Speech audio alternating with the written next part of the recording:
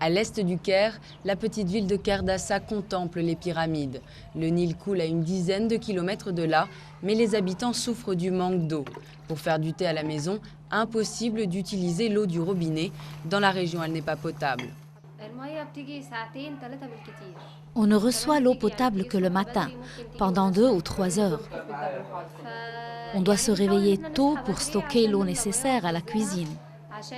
Mais l'eau du robinet est trop salée pour être bue. Grâce au Nil, l'Égypte ne connaît pas de pénurie d'eau. Le long fleuve couvre 90% de ses besoins en eau douce. Le problème réside en fait dans une distribution inéquitable de la ressource.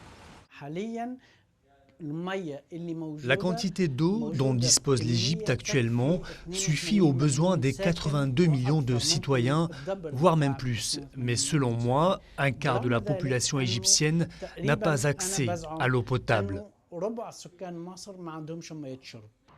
L'inégalité de l'accès à l'eau du Nil, ressource vitale pour la région, dépasse la population égyptienne.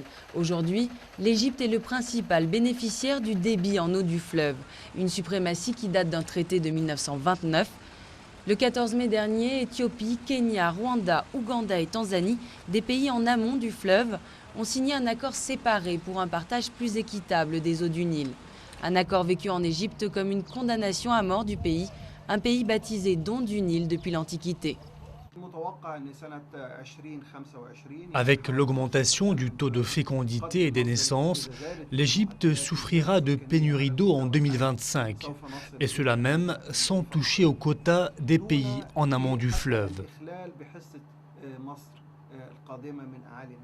Ces derniers jours, l'Égypte a engagé d'urgence une offensive diplomatique envers les pays du bassin du Nil qui font entendre leurs besoins en eau pour leur population et leur développement. Mais il en faudra beaucoup plus pour régler la pénurie d'eau qui menace la population égyptienne dans les années à venir.